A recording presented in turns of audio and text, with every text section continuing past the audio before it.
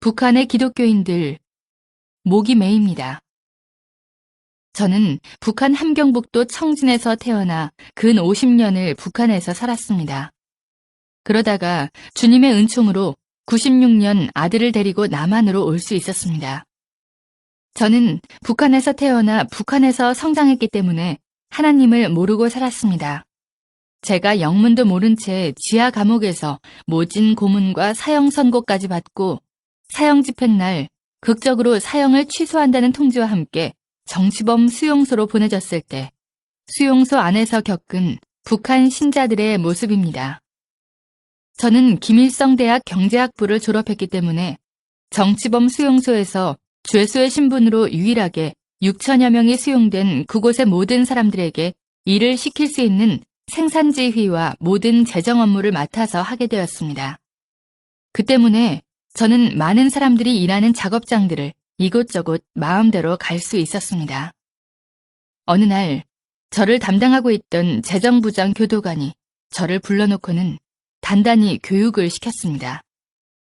너는 오늘부터 매일 어떤 공장으로 나가야 하는데 그 공장에는 미친 정신병자 놈들만 모여 있다.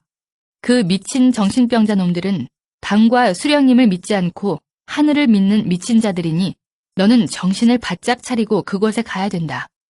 그리고 그 미친 자들하고는 절대 눈길 한번 마주치지 말아라. 그렇지 않고 네가 그 자들이 믿는 하늘을 믿게 되면 네 목숨은 여기서 끝나게 될 것이다. 그런데 거기 가서 그 사람들을 보는 순간 나는 너무 놀랐습니다.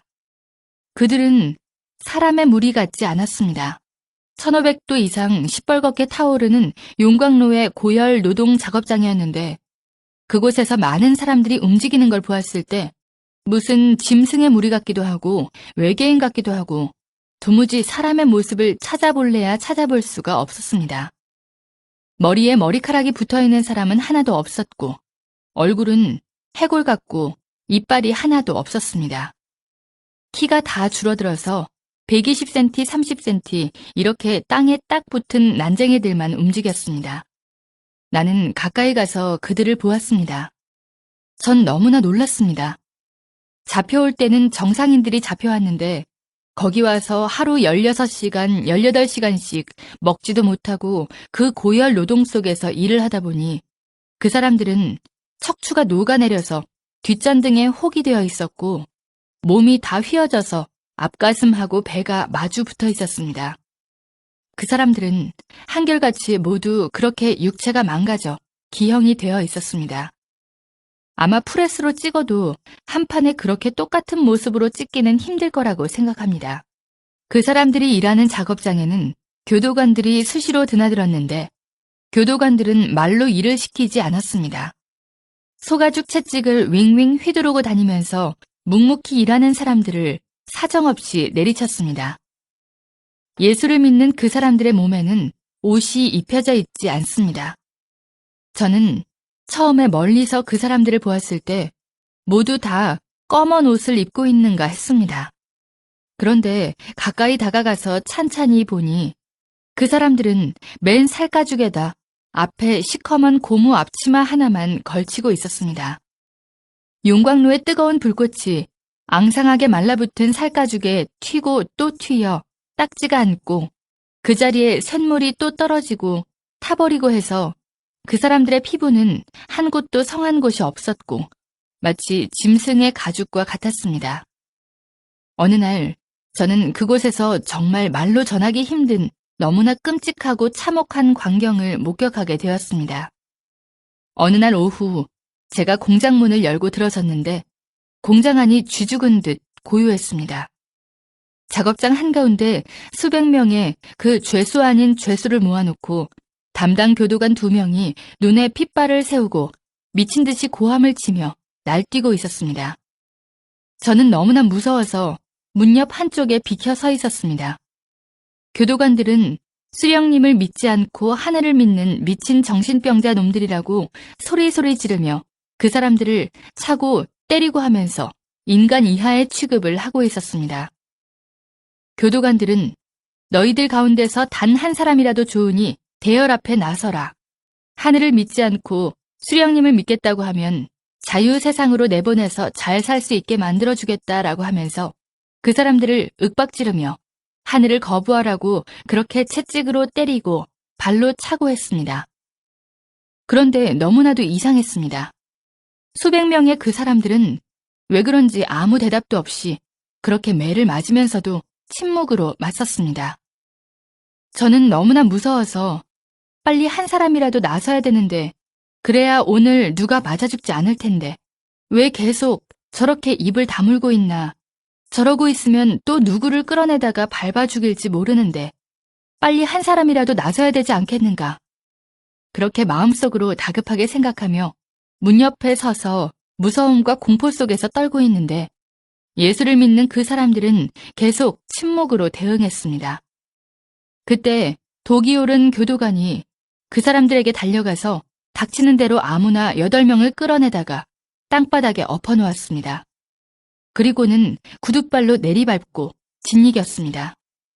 순식간에 피투성이가 되고 허리뼈, 팔, 다리뼈가 부러졌습니다.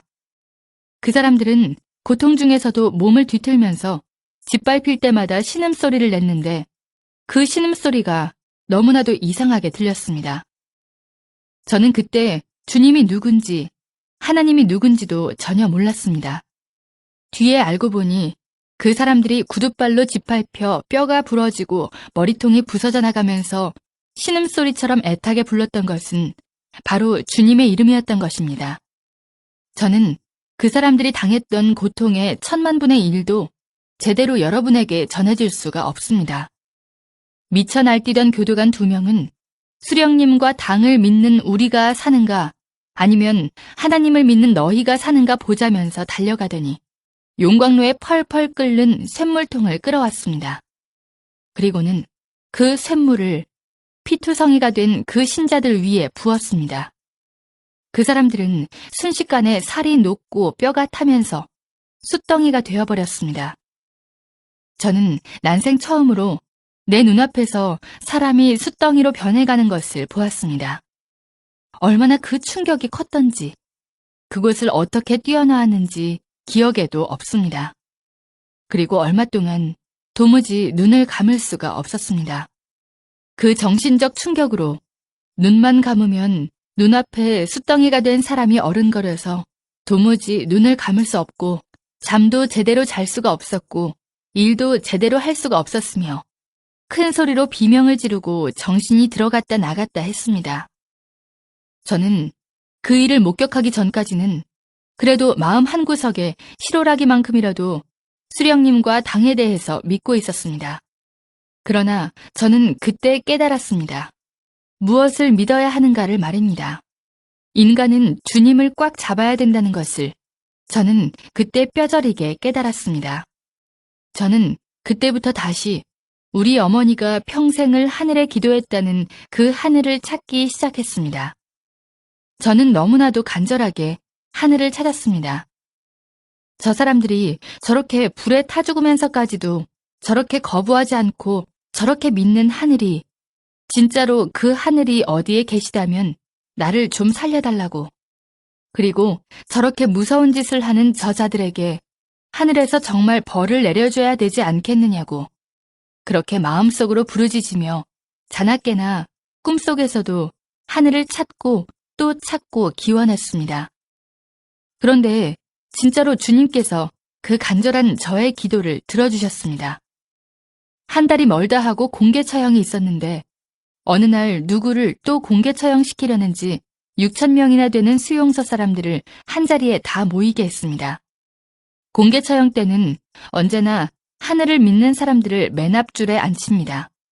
그런데 하늘을 믿는 자들은 살아서나 죽어서나 하늘을 보지 못하게 하라는 기밀성의 특별 지시와 규정이 있어서 하늘을 믿는 그 사람들을 앉힐 때에는 무릎 사이에 목을 끼우고 땅에 얼굴을 대고 엎드리게 했습니다.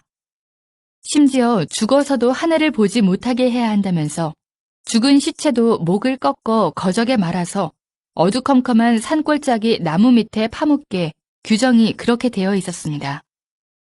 그날도 신자들은 하늘을 조금도 못 보도록 목을 무릎 사이에 끼우고 맨 앞줄에 앉아 있었고 그 뒤쪽으로 다른 사람들이 줄지어 앉아 있었습니다. 누구를 또 공개 처형하려는가 생각하고 있는데 갑자기 큰 소리로 내 이름을 부르는 소리가 들렸습니다. 저는 너무 놀라 쇠몽둥이로 머리를 한 대 맞은 것처럼 정신이 아찔하여 대답도 할 수가 없었고 일어설 수도 없었습니다. 그러자 간수들이 나를 끌어내다 앞에 세웠습니다. 내가 군중들 앞에 섰을 때 수용소 소장이 나에게 고마운 수령님과 당의 은덕으로 너는 이 시각에 석방이다 라고 통보를 했습니다. 바로 그 순간 목을 무릎에다 끼우고 맨 앞줄에 엎드려 있던 신자들이 내가 석방된다는 소리에 약속이나 한 듯이 동시에 고개를 번쩍 들었습니다. 그때 저는 그분들의 눈빛을 보았습니다. 그분들은 눈빛으로 간절히 말했습니다. 밖에 나가거든 자기들의 실상을 세상에 알려달라고. 지금도 제 가슴에는 그분들의 그 간절한 눈빛이 남아 있습니다. 그리고 우리 어머니가 평생을 빌고 또 빌은 그 하늘이 한 번 들어가면 살아나올 수 없는 그 악명 높은 정치범 수용소에서 저를 살려주었다고 굳게 믿고 있습니다.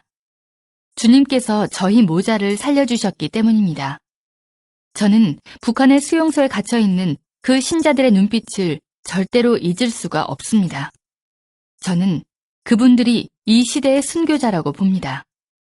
저의 증언으로 인해 북한 신자들의 인권 문제가 150여 개 나라에 나갔고 세계가 떠들었습니다. 유럽의 지식인 100여 명이 프랑스에 모여 북한 신자들의 인권을 위한 성명을 발표하기도 했습니다. 여러분, 자유롭게 신앙생활할 수 있는 것에 감사하십시오. 그리고 북한을 위해 기도해 주십시오.